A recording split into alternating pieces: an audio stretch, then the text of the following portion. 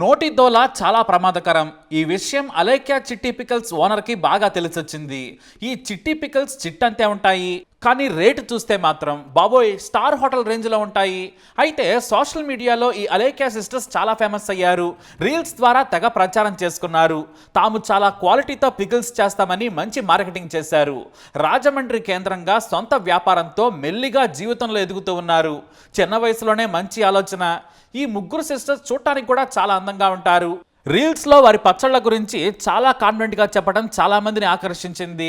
రమ్య, సుమ, అలేఖ్య ముగ్గురు ఈ పచ్చళ్ళ వ్యాపారం మొదలుపెట్టారు. అయితే వీరు తయారు చేసే పచ్చళ్ళ ధర కాస్త ఎక్కువే. దానికి వాళ్ళు మేము చాలా శుభ్రంగా చేస్తాము, నాణ్యమైన నూనె, కారం సహా మంచి వస్తువులు అమ్ముతామని చెప్పుకుంటారు. వాస్తవానికి అలేఖ్య చిట్టి పికల్స్ ధర చాలా ఎక్కువ. బయట మార్కెట్ కంటే కూడా రెండింతలు ఎక్కువ ఉన్నాయి. ఎందుకంటే కొనేవారు కొంటూనే ఉన్నారు. కొంతమంది పాజిటివ్ రేటింగ్స్ ఇచ్చారు, ఇంకొంతమంది నెగిటివ్ రేటింగ్స్ కూడా ఇచ్చారు. ఎంత రేటు పెట్టినా కూడా తాను ఊహించినంత టేస్ట్ లేదని కూడా కామెంట్స్ పెడుతూ ఉంటారు వినియోగదారులు. నిజమే కదా, అన్నీ అందరికీ నచ్చాలనేమీ లేదు. మీ రేటు మీరు పెట్టుకున్నారు, ఆ రేటుకి తగ్గట్టు లేకపోతే ఖచ్చితంగా కస్టమర్ అస్సలు ఆలోచించడు, మొహానే చెప్పేస్తాడు. ఇక ఈ ముగ్గురు సిస్టర్స్ ఆన్లైన్లోనే ఆర్డర్స్ తీసుకుంటారు. వాట్సాప్ నెంబర్ కూడా ఇచ్చేశారు. దానికి హాయ్ అని మెసేజ్ పెడితే చాలు, పచ్చళ్ళు వాటి ధరలు వస్తూ ఉంటాయి.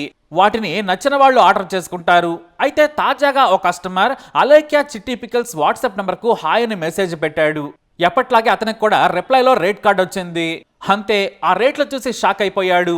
దీంతో వారికి రెస్పెక్ట్గా దండం పెట్టే చేతులను జత చేసి why so expensive this pickles, I don't understand అంటూ మెసేజ్ పెట్టాడు.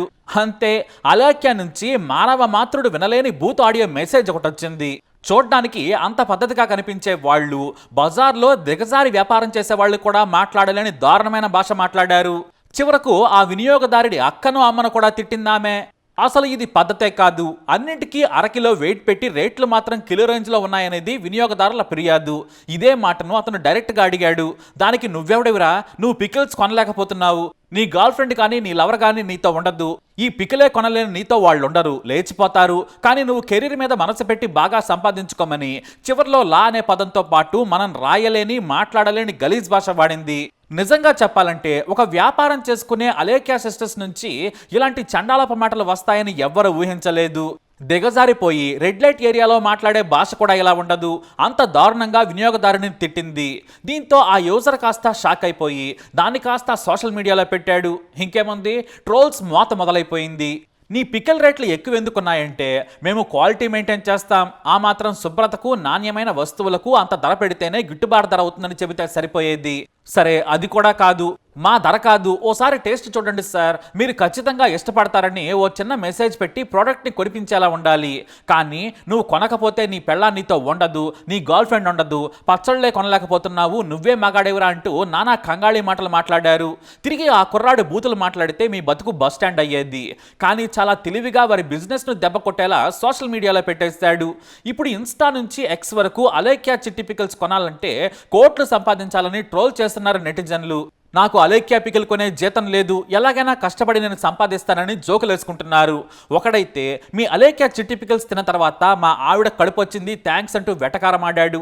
ఇంకొక యూజర్ అయితే మీ పచ్చడి తిన్న మా కుక్క కూడా ప్రెగ్నెంట్ అయింది థ్యాంక్స్ టు అలేఖ్య చిట్టి పికల్స్ అంటూ ట్రోల్ చేస్తున్నారు. వాస్తవానికి కస్టమర్ అంటే దేవుడు, అతన్ని అవమానిస్తే పోయేది నీ వ్యాపారమే. ఇప్పుడు అలేఖ్య చిట్టి పికల్స్ దుకాణం బంద్ అయింది.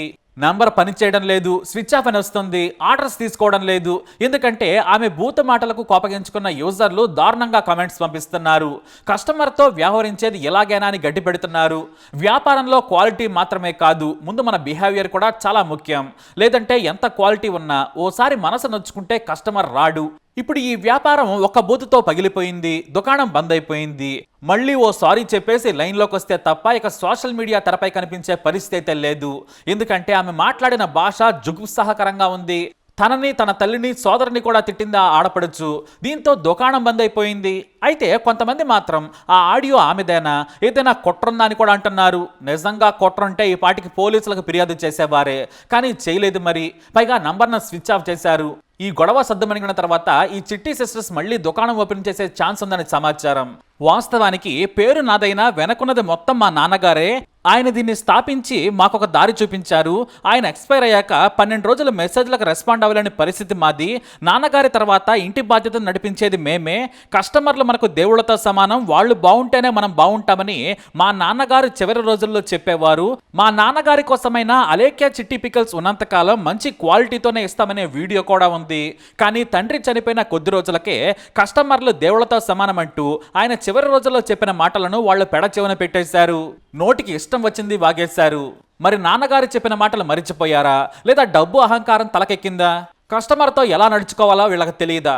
ఏదేమైనా సరే ఇది వారి వ్యాపారానికి మాయని మచ్చ. కోట్ల వ్యాపారం దిశగా ఎదిగే మార్కెట్ ఉన్న ప్రొడక్ట్స్ ఈ పచ్చళ్ళు. మంచి తెలివి ఉన్న వాళ్ళు చేజేతులా మార్కెట్ను నాశనం చేసుకున్నారు. మరి వీరి మాటలపై మీరేమంటారు? మీ అభిప్రాయాన్ని కమెంట్ ద్వారా తెలియజేయండి. ఈ వీడియో అప్డేట్స్ కోసం మా ఛానల్ ఫాలో అవ్వండి, అలా తప్పకుండా సబ్స్క్రైబ్ చేసుకోండి.